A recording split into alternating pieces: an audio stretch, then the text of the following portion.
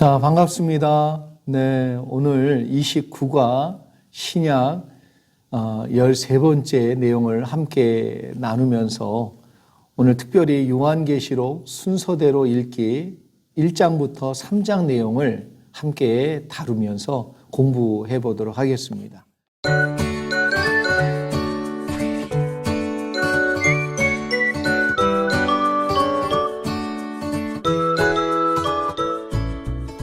오늘 우리가 공부하게 될 내용은 하자 성경일독책 페이지 348페이지부터 359페이지까지 내용을 우리가 함께 공부해 보도록 하겠습니다. 자, 1번 같이 한번 보지요. 요한계시록은 어떤 말씀입니까? 요한계시록은요, 믿는 자들이 반드시 읽고 알아야 할 하나님의 마지막 약속의 말씀이 그 속에 담겨져 있다. 그래서 사실은 그 시대, 로마 시대에 있는 아시아에 있는 7교회에 보낸 편지이기 때문에 그 시대를 위한 백성들, 성도들을 위한 메시지이면서 동시에 요한계시록의 말씀은 이제 앞으로 다가올 마지막 시대를 살아가는 우리들에게 주시는 하나님의 말씀이며 약속이기도 하다. 이걸 여러분들이 이해하시면 좋겠습니다. 요한계시록 읽기를 두려워하는 이유는 무엇입니까? 여러분, 요한계시록을 읽기 쉬워하는 사람은 사실 없어요. 그럼에도 불구하고 많은 사람들이 요한계시록 읽기를 두려워하는 이유 중에 하나는 뭐냐 하면 요한계시록을 읽으면 종말에 관한 내용이 나오잖아요. 그런데 이 종말론을요, 많이 배우면서 부정적인 감정 혹은 두려움의 감정을 막연하게 갖는 분들이 참 많이 있다는 것을 알게 되었습니다.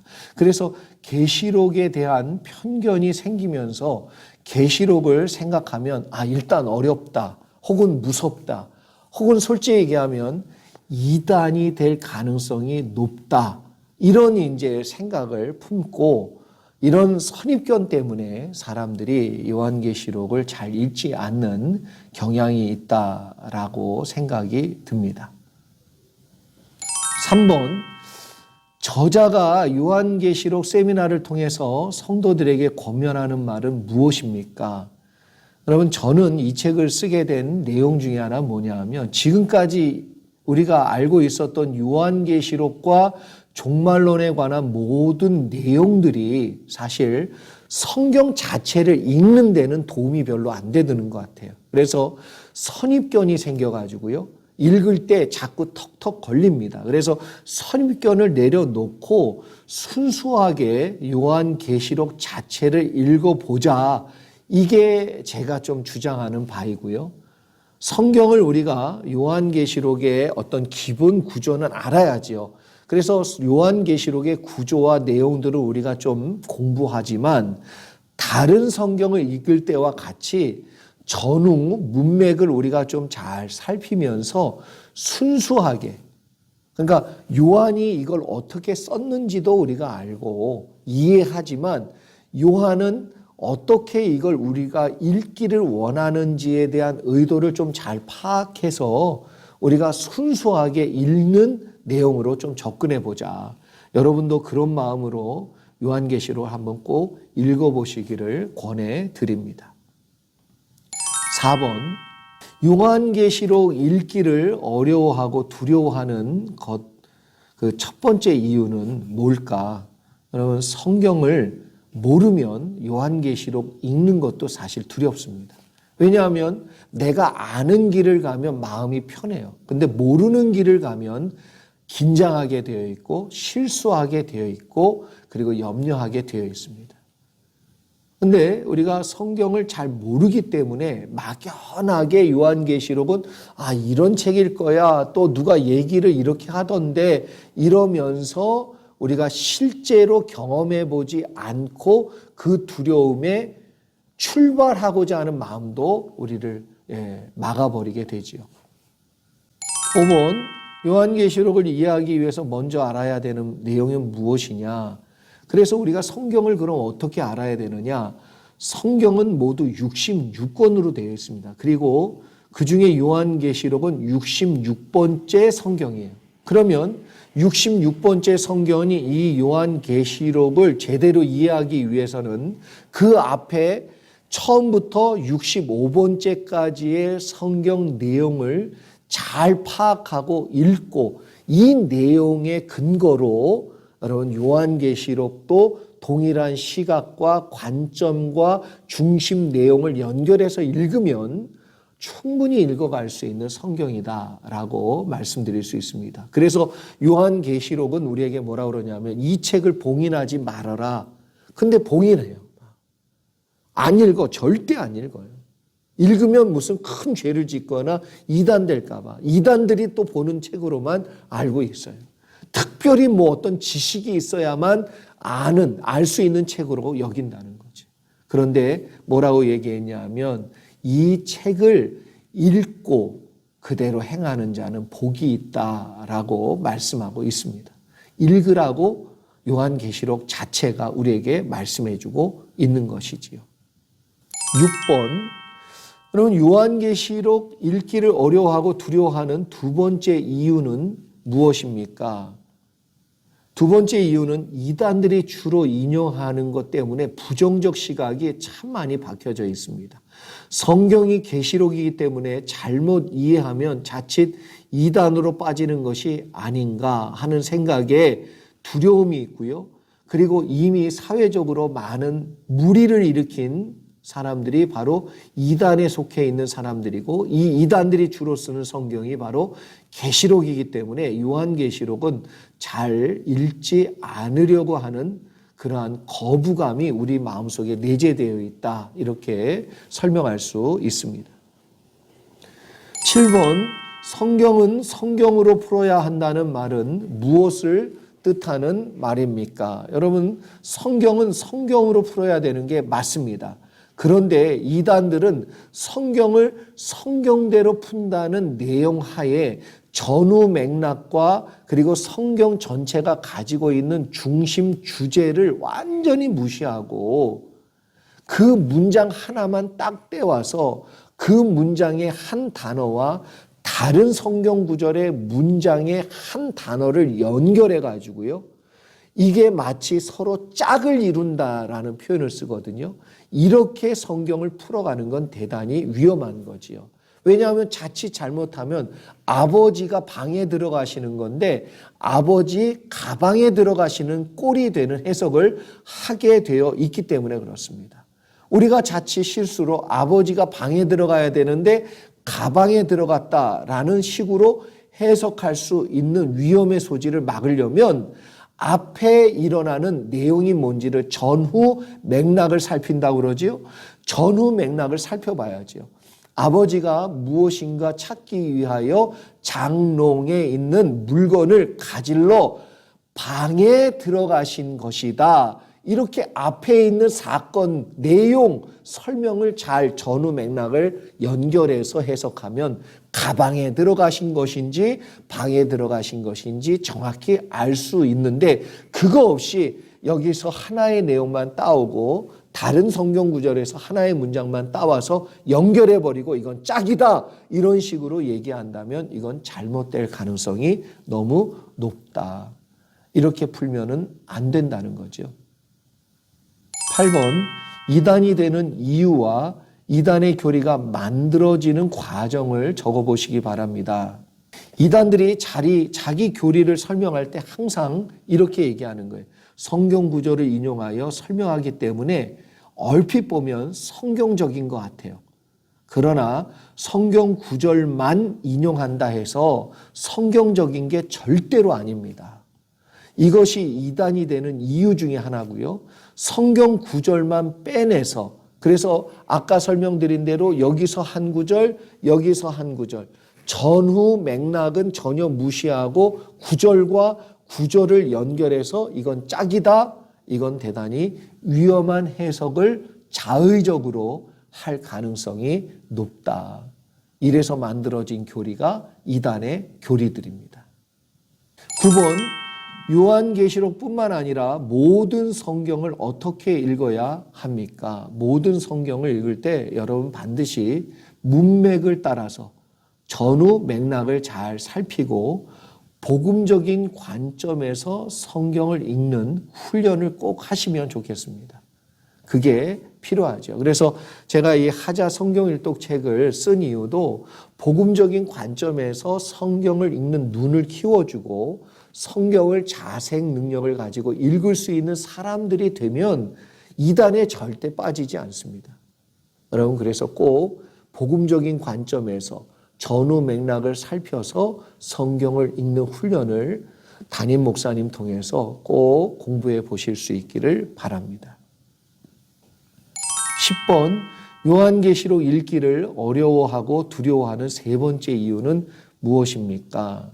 계시록의 말씀을 성경 그대로 읽지 않고 자꾸 여기에다가 무엇인가를 첨부하고 첨가시키는 거죠. 예를 들어 종말론, 그리고 그 종말론에 나오는 전천년설, 후천년설, 무천년설 이런 내용들뿐만 아니라 공중재림할 것이냐, 지상재림이냐, 천년왕국의 내용은 어떻게 되느냐, 이제 이런 여러 가지 내용들을 신학적인 해석으로 풀려고 하기 때문에 자꾸만 어려워지는 거죠. 읽으라고 그랬으니까 우리는 읽을 수 있는 방법을 찾으면 된다.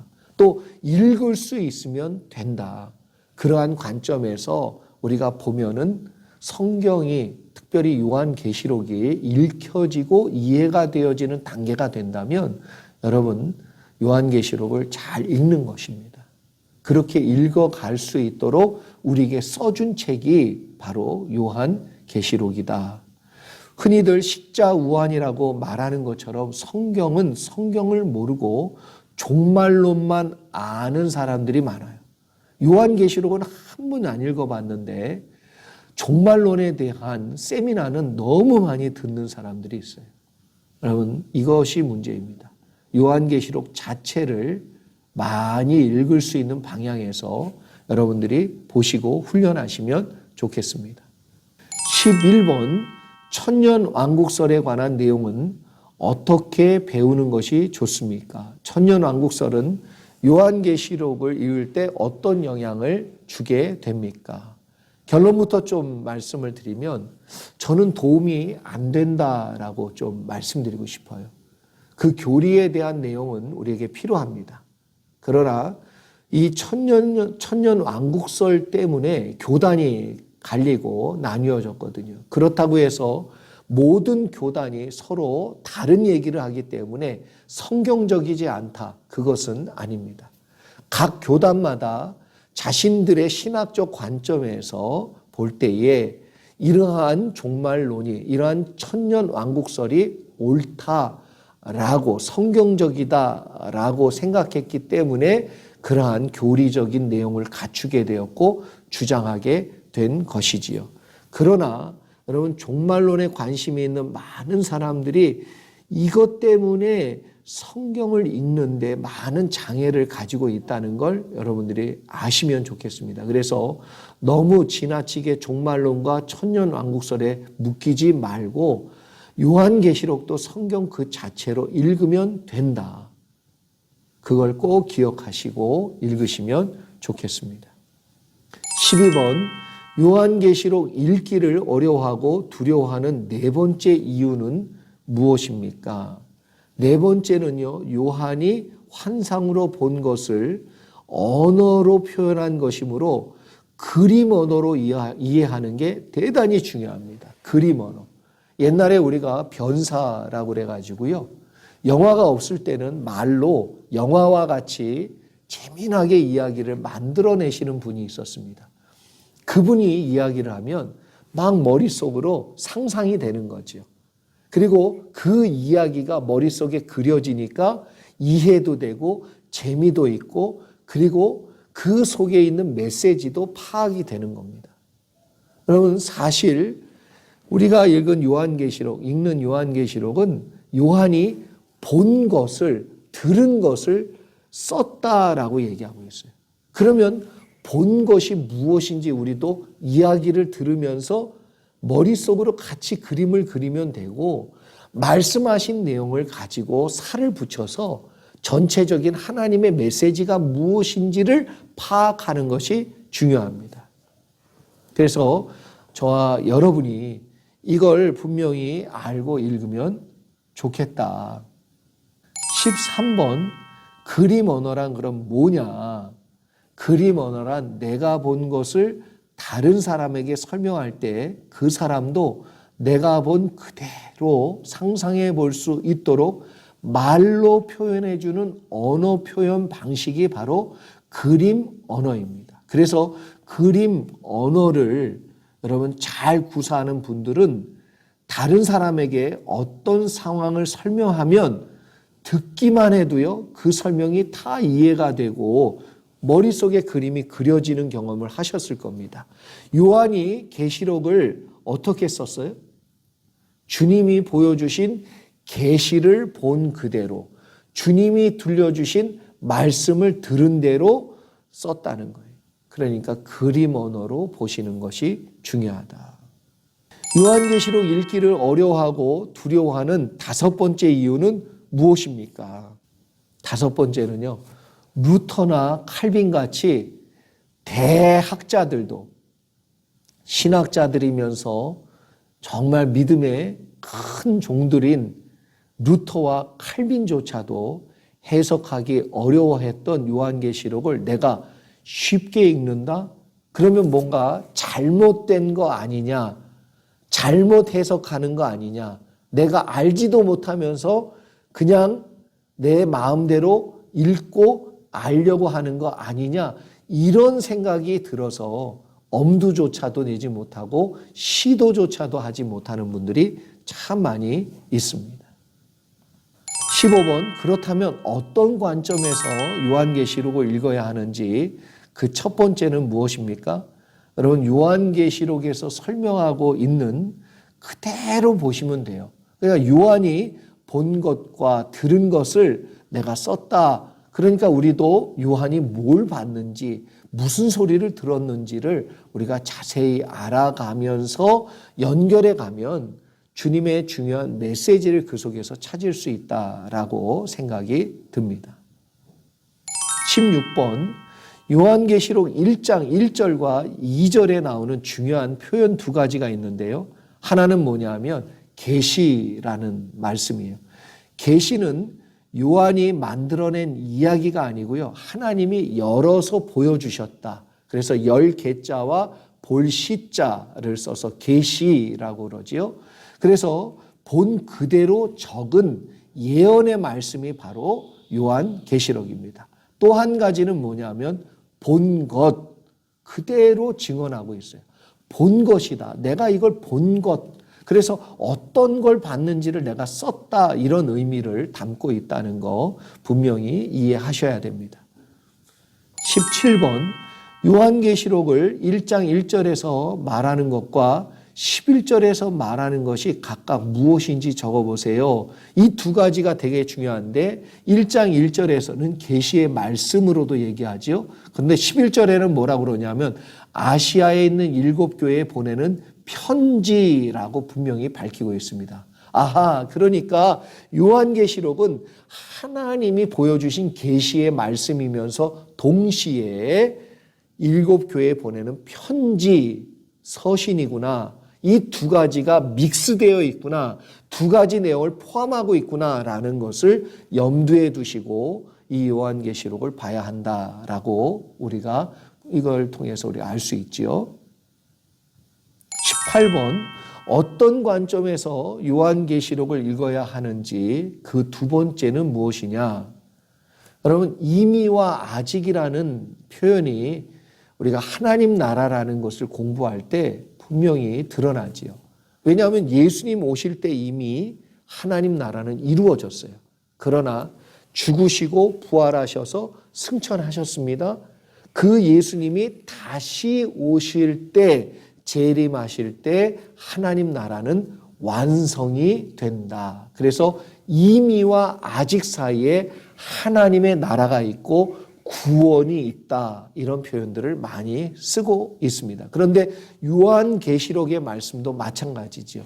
이미 로마 시대에 핍박이 있을 때에 종말의 때와 같은 어려움을 당하고 믿음을 지키는 성도들이 있었던 그 시대에 이미 그 모든 일을 겪으며 요한계시록은 그 시대에 아시아에 있는 7교회뿐만 아니라 모든 교회에게 보내는 내용이었고, 아직 종말의 때를 맞이하지 않았지만 그 종말의 때에 경험하게 될 우리 성도들이 겪는 일들, 그리고 단일 정부, 그리고 로마와 같은 단일 정부가 되면 그 속에 나타나게 될 적그리스도, 시저와 같이 스스로를 우상화시키며 그리고 숭배하게 만드는 그 적그리스도와 같은 존재가 나타나는 아직 이루어지지 않은 종말의 시대, 이 두 개가 오버랩이 되어 있다. 그래서 요한계시록도 읽을 때 이미와 아직의 관점에서 읽어야 된다라는 걸 말씀을 드리고 싶습니다. 19번, 요한계시록을 어떤 관점에서 읽어야 되느냐, 그 관점에서 읽어야 되는 이유가 뭐냐.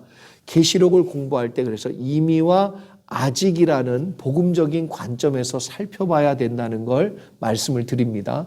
요한계시록의 13장 그리고 17장에 등장하는 7머리의 뿔 가진 짐승을 학자들마다 견해는 조금씩 다르지만 로마 혹은 로마의 황제를 가리켜서 말하는, 그리고 이게 나중에는 종말의 시대에 적그리스도가 나타나는 내용과 단일 정부, 로마 시대와 같이 이미 이루어진 로마 시대와 같이 아직 이루어지진 않았지만 단일 정부가 되어질 거고, 이미 나타난 시저와 같이 아직 나타나지 않았지만 적그리스도가 오버랩 되어지고 같은 의미로 작동이 되어지고 있다.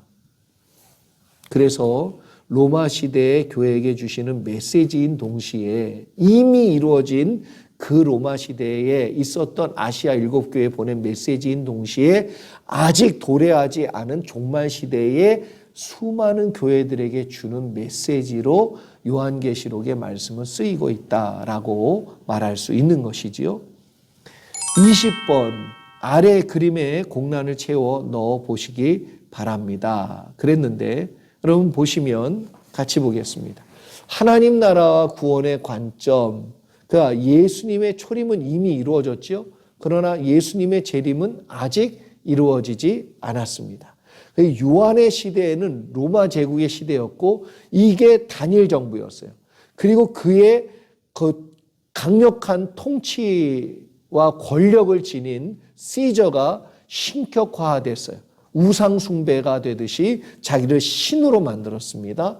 그래서 아직 이루어지지 않은 시대를 보면 예수님 재림 시대에 종말의 시대가 되겠지요. 그때도 로마 시대처럼 단일 정부가 이루어질 것이고 그때 정치, 사회, 문화, 종교 모든 분야의 통합을 이루면 절대 권력을 진 적그리스도가 출현해서 기독교를 탄압하게 될 것이다. 이것이 아직 이루어지지 않았지만 이루어지게 될 거다. 이 두 시대는 뭐예요?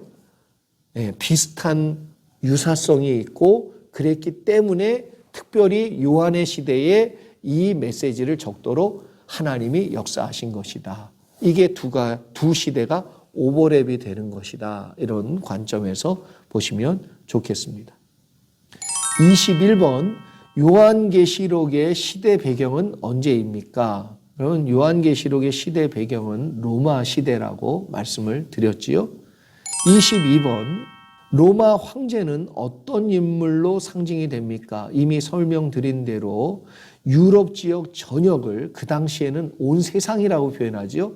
대제국을 이루었습니다.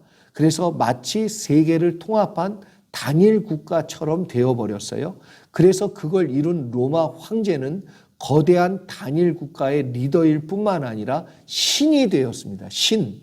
그래서 신격화하지요. 그리고 우상 숭배의 내용이 나오게 됩니다. 그런데 성경의 종말에 나오게 될 적 그리스도도 이와 똑같은 권세와 권력을 쥐어서 사람들을 완전히 순교하게 하고 죽이는 그 명령의 절대 권력을 쥐고 있는 자로 등장하고 나타나게 되는 것입니다.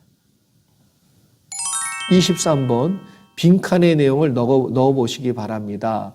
페이지 354페이지에서 355페이지에 나오는 내용은 로마의 10대 박해와 시대적인 상황에 대한 내용이에요. 그래서 여러분이 꼭 이걸 적어보시고 읽어보시면 좋겠습니다. 제가 한번 읽어드리지요. 여러분 책을 보시거나 여러분의 워크북을 꼭 확인해 보시면서 따라와 주시면 좋겠습니다. 제가 한번 읽습니다.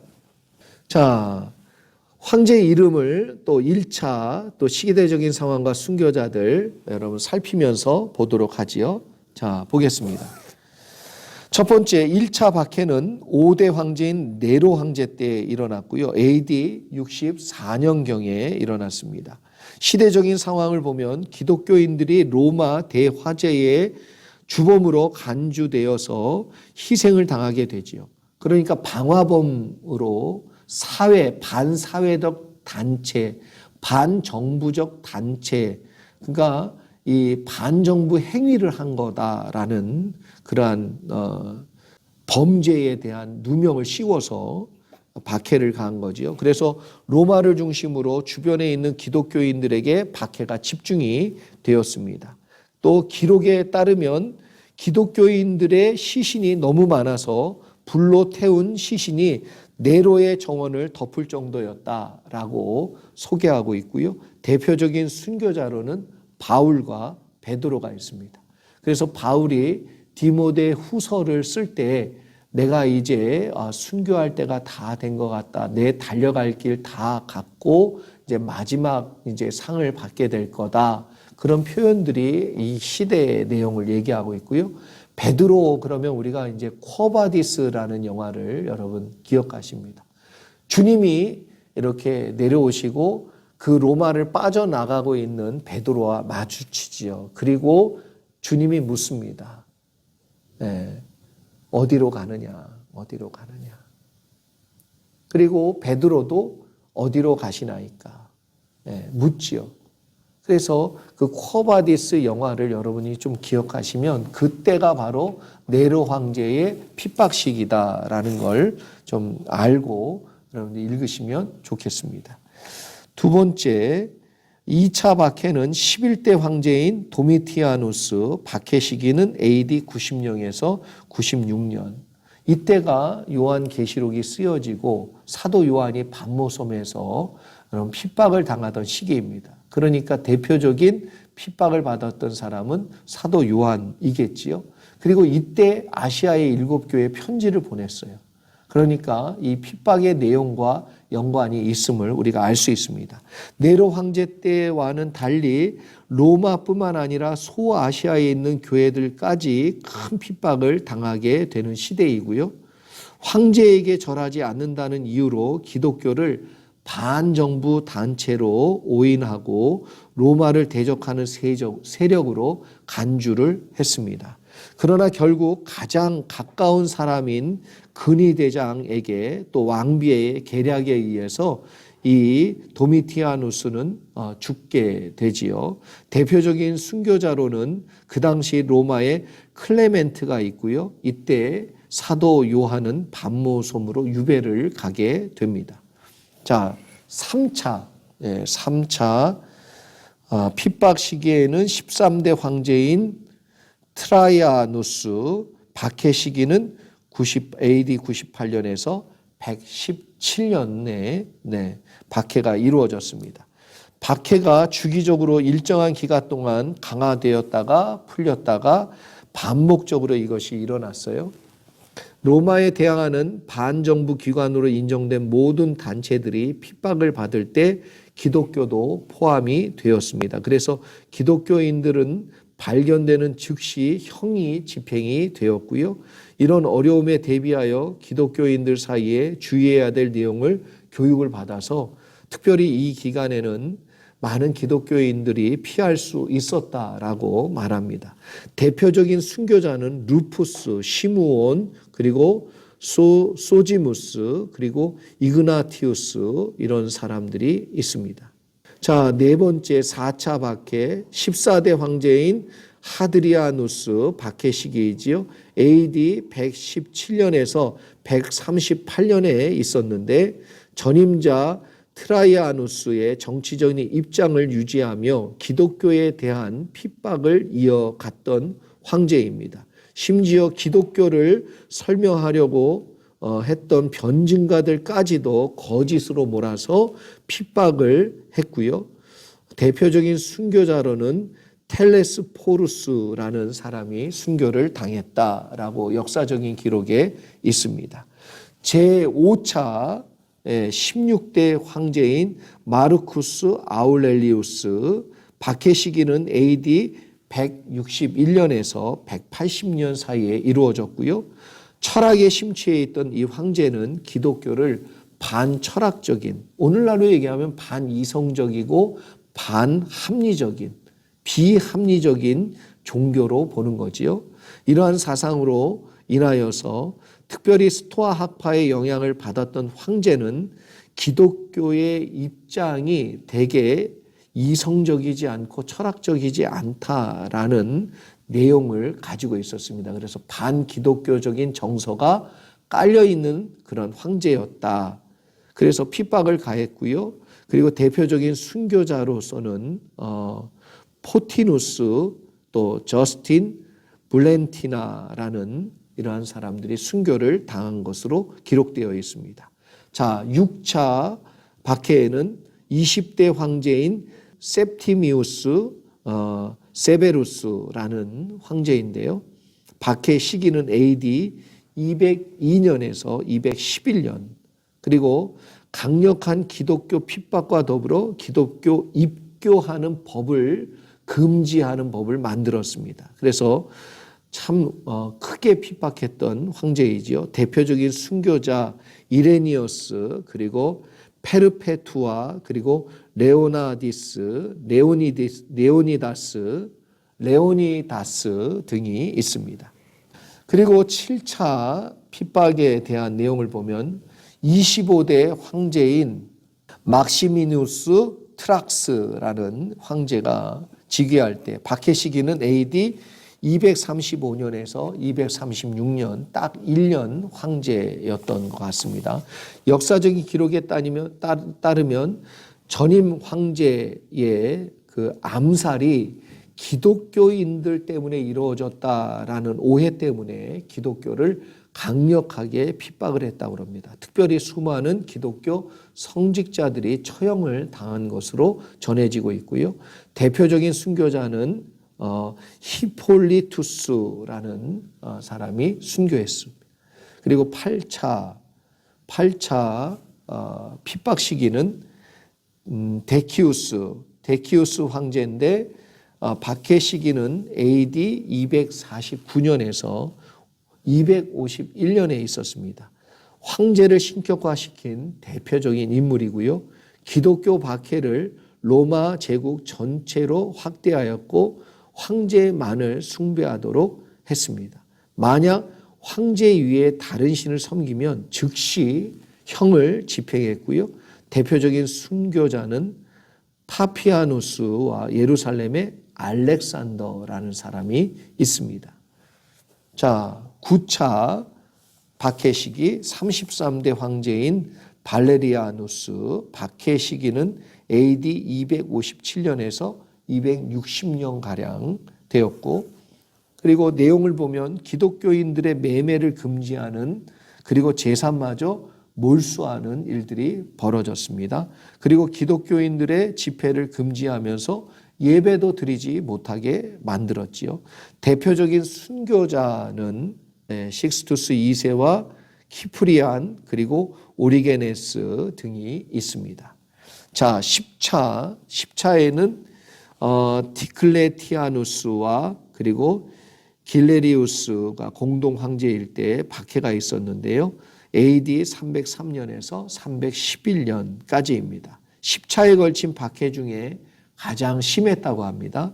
수많은 교회와 성경책이 불탔고 모든 기독교인의 정치, 사회의 권한을 정지시켜 버렸습니다. 심지어 이방신을 위한 인신공양에 기독교인들이 제물로 쓰였다라는 기록도 있습니다. 대표적인 순교자로는 마우리티우스가 있는데요. 이러한 내용을 볼 때 이 10번에 걸쳐서 순교의 사건을 통해 기독교가 얼마나 큰 박해를 받았는지 모르지요. 그런데 이걸 다 이기고 나중에 기독교는 국교가 됩니다. 여러분, 예수 그리스도께서 역사의 주관자이심을 분명히 보여주는 사건이라고 믿습니다. 24번, 로마 시대의 기독교 박해 역사를 통해 앞으로 다가올 종말 시대의 흐름을 예상해 볼 때 먼저 전 세계는 어떻게 될 것인가. 이제 우리가 뭐 정확하지는 않지만 그래도 이러한 내용들을 우리가 예측해 보면 아, 이런 식이 되겠구나라는 걸 예상할 수 있겠죠. 그래서 먼저 전 세계가 하나의 국가로 통합되는 방향으로 세계 역사가 흘러갈 것이다. 이걸 우리가 알 수 있습니다. 이미 EU가 통합이 됐잖아요.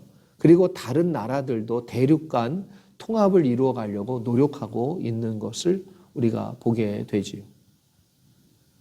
자, 25번, 단일 국가로 통합될 가능성이 크면 그때 나타날 지도자는 어떻게 되겠는가?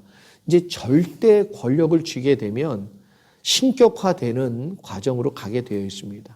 그럼 원로원 정치가 삼두 정치로 되어 있었는데 세 사람이 통치하다가 그 중에 이제 두 사람을 꺾고 한 사람이 이제 통치할 때 그때 된 사람이 시저 아닙니까? 시저. 예.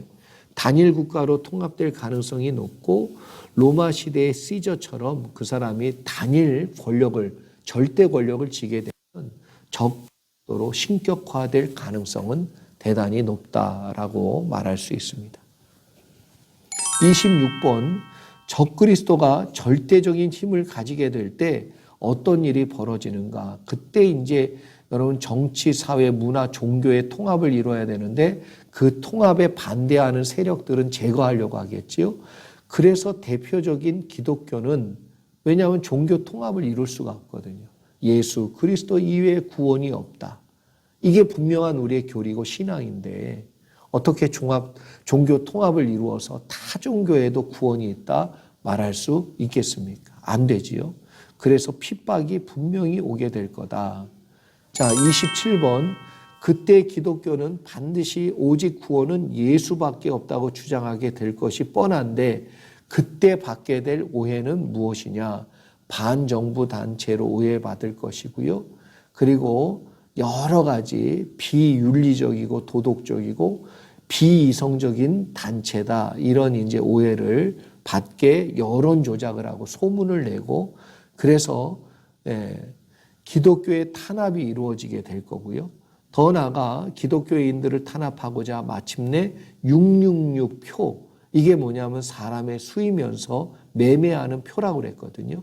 옛날 시저가 했던 것처럼, 황제들이 했던 것처럼 기독교인들로 하여금 경제활동을 하지 못하도록 만드는, 그래서 배교하여서 신앙을 포기하고 예수님 믿는 걸 포기하고 적그리스도를 섬기게 하기 위해서 이 666표를 통해서 매매를 하지 못하게. 나 힘든 건 괜찮은데 여러분 고민이 되는 건 그런 거죠. 자식들 때문에 참 많은 어려움이 있을 거다. 그때 초대교회 당시에도 아이들하고 같이 그 죽는 내용들이 나오거든요. 원형 경기장에서 순교할 때 그 나왔던 내용들입니다. 28번, 그때 나타나게 될 666은 어떤 선택의 기준이 되며 그것을 받지 않는 자들에게 미치게 될 결과는 무엇입니까? 여러분, 기독교인들은 생존의 문제 앞에 666표를 놓고 내가 사느냐 죽느냐를 고민해야 될 거예요. 순교할 거냐 생존할 거냐 선택하게 될 갈림길에 서게 될 거고, 그러나 뭐라고 얘기했냐면 끝까지 표를 받지 않고 순교한 자들에게는 반드시 주님이 약속하신 영생과 하늘의 상이 있다고 말씀하고 있고 약속해주고 있습니다. 이걸 기억해야 되는 것이지요. 29번은 요한계시록 1장 19절을 근거로 전체 구절을 나누어서 적어보시기 바랍니다. 여러분, 요한계시록은 이 세 가지 중요한 구절을 가지고 있어요.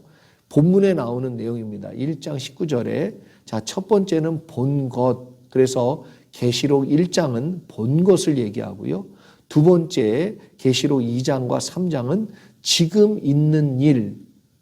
그래서 아시아 7교회가 지금 당하고 있는 일, 지금의 상황, 거기에 맞는 메시지를 주고 있고, 세 번째는 요한계시록 4장부터 22장까지 나오는 장차될 일, 이 장차될 일에 대해서 설명을 하고 있습니다.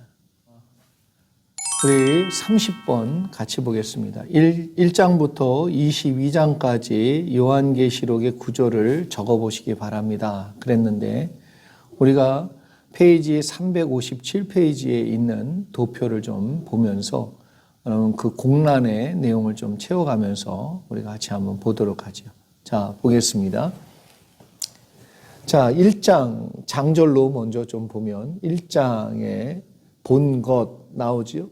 계시의 내용이 나옵니다. 그리고 두 번째 2장과 3장은 지금 있는 일, 그래서 지금 아시아에 있는 7교회가 당하고 있는 일, 그 일들을 보면서 주님이 주신 말씀, 책망, 그리고 칭찬, 그리고 약속 이런 것이 들어있지요. 그리고 4장부터 22장까지는 그러면 말세의 징조에 대한 내용인데 장차될 일, 이걸 말씀하고 있습니다. 특별히 4장에는 하늘 보좌, 5장에는 죽임당한 어린 양, 그리고 6장에서 8장 4절까지는 7인 재앙이 나옵니다. 그리고 끼어 들어간 본문이 있는데 7장 내용이 삽입이 된 거예요. 우리가 삽입이라고 얘기하는 내용은 뭐냐 하면 어떠한 내용을 이야기하시다가 중간에 이 말에 대한 내용을 환상으로 또 보여주신 거지요.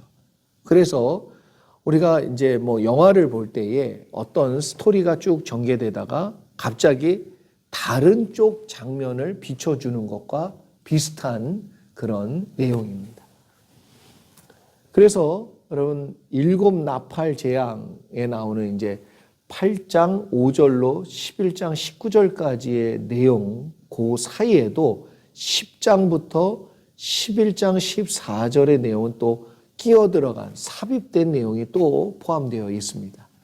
그리고 12장부터 14장은 사실 7 나팔 재앙과 7 대접 사이에 또 끼어 들어가는 내용이에요. 왜냐하면 7번째 나팔이 7 대접의 재앙이기 때문에 그렇습니다. 그런데 요 사이에 예고된 큰 심판에 대한 그림, 마치 하늘에서 벌어지는 영적인 내용과 전쟁과 사건이 뭔지를 보여주는 삽입된 본문이에요. 그래서 12장로 2장부터 14장까지는 7 나팔과 7 대접 사이에, 그래서 7번째 나팔을 불기 전에 그 하늘에서 벌어지는 일들은 어떤 일들이 있는지 삽입된 장면을 보여주고 있고, 7 대접, 7번째 나팔인 7 대접 재앙이 15장부터 18장까지 나오고 있는 것입니다. 그리고 마지막으로 이제 종말에 대한 내용, 재림과 새 예루살렘이 내려오는 내용이 19장부터 22장 5절까지 있고요. 그리고 마지막은 약속이며 결론이죠. 22장 6절로 21절까지, 22절로 나오는데 오타입니다. 죄송합니다.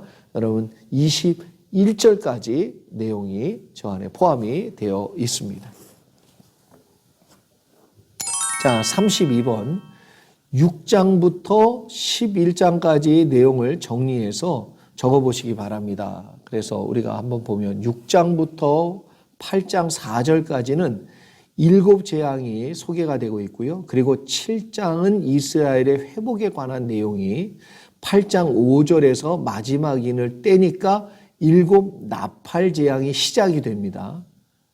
그래서 7인 떼니까 7번째 인을 떼니까 7나팔 재앙이 시작되고 7번째 나팔을 부니까 7대접의 재앙이 시작이 되고 인 그리고 나팔 대접 그래서 7인 7 나팔 7대접 이렇게 연결이 되어 있다. 여러분이 기억하시면 좋겠습니다. 그리고 11장 15절에서 마지막 나팔이 불게 되고요. 그 사이에 10장부터 11장 14절까지는 삽입이 된 이야기가 나오고 또 다른 힘센 천사의 출현과 작은 두루마리를 먹는 요한의 모습 그리고 두 증인이 나오게 됩니다. 그 장면이 거기에 소개가 되죠.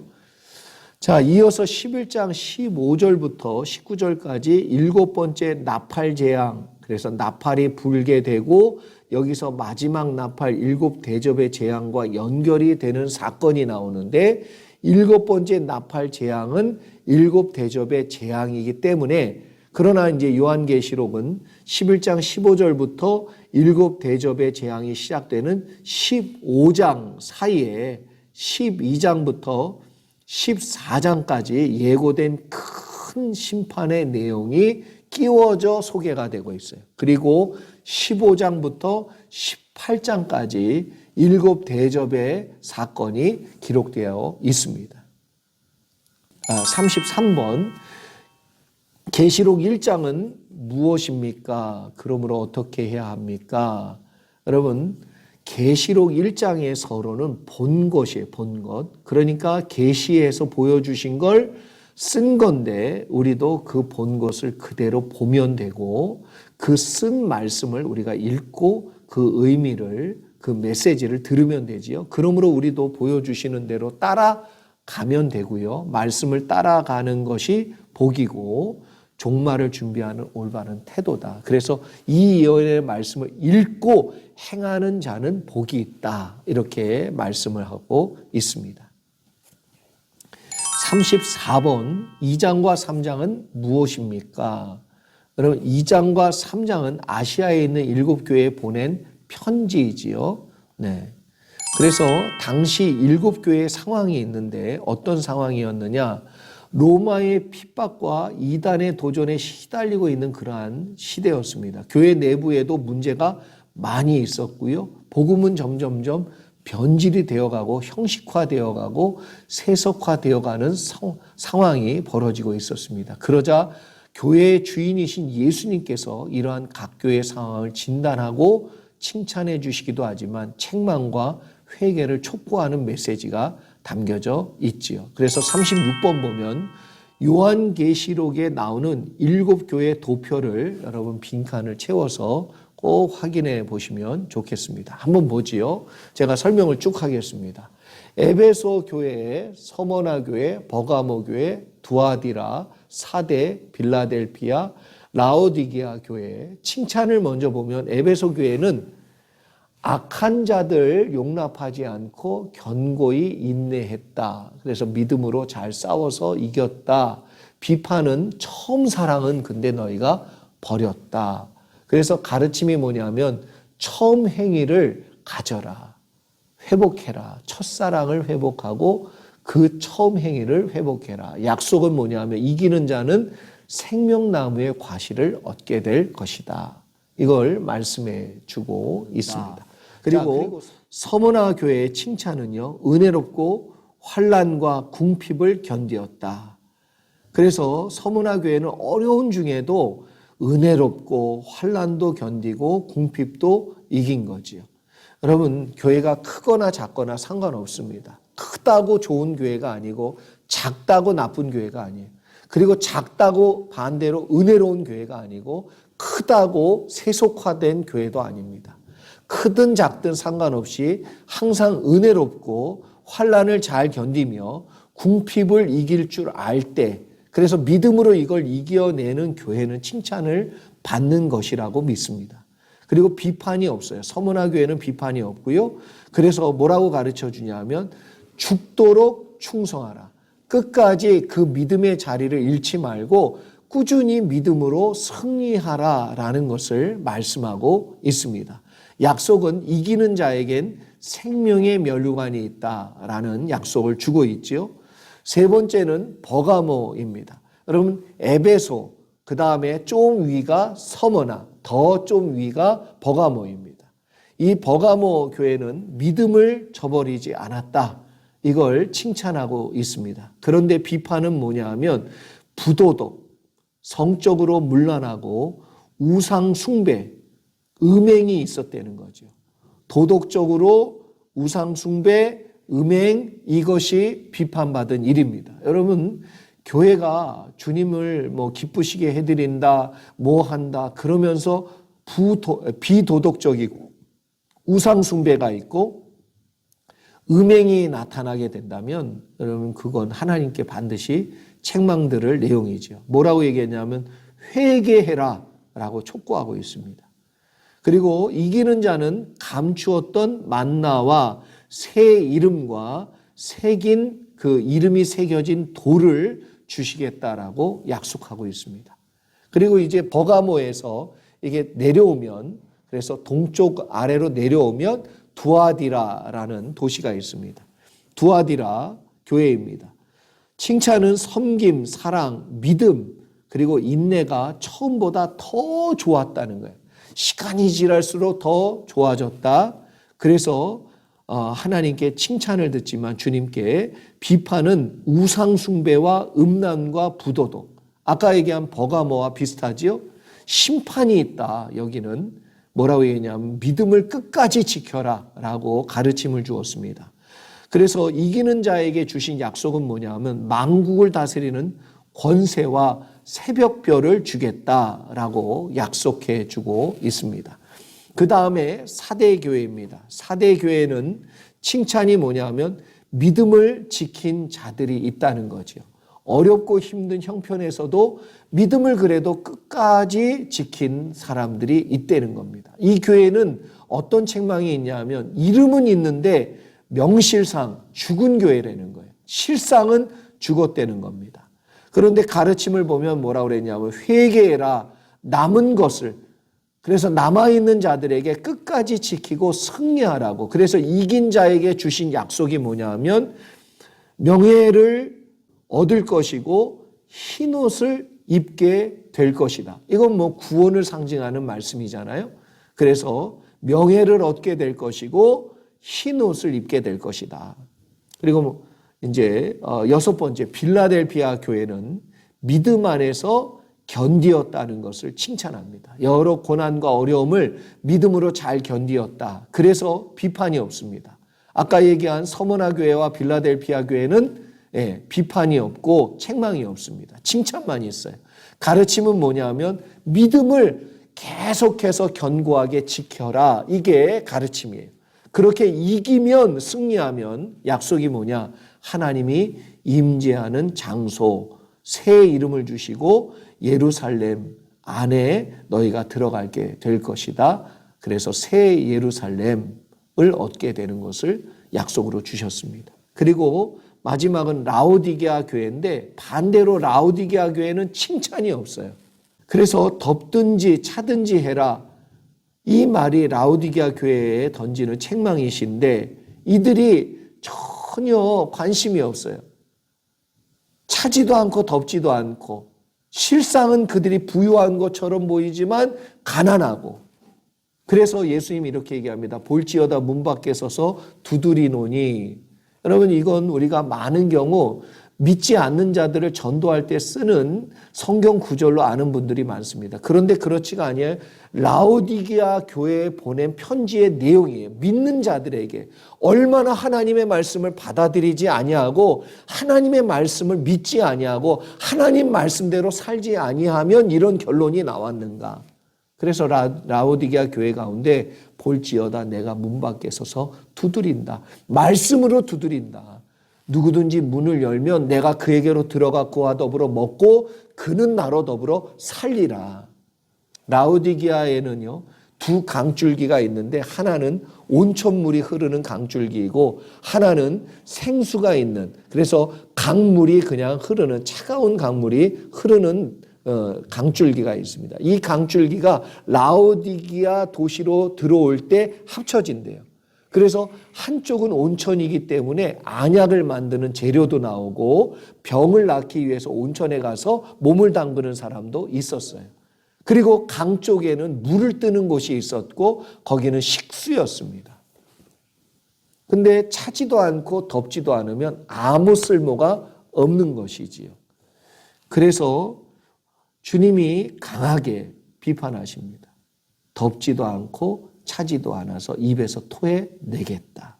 가르침은 뭐였냐면 열심을 내라. 회개해라. 그래서 이기는 자에게 준 약속은 뭐냐면 예수님 보좌에 함께 앉도록 해주겠다. 이 아시아에 있는 이 7교회의 모든 내용들, 이런 내용들을 여러분들이 꼭 기억하시면서 과연 나는 어떠한 상황에 놓여져 있는가, 그리고 종말을 준비해야 되는 우리는 어떻게 준비해야 되는가, 그것을 여러분들이 꼭 기억하시며 믿음 안에서 승리하실 수 있기를 바라고요. 다음 주에 뵙도록 하겠습니다.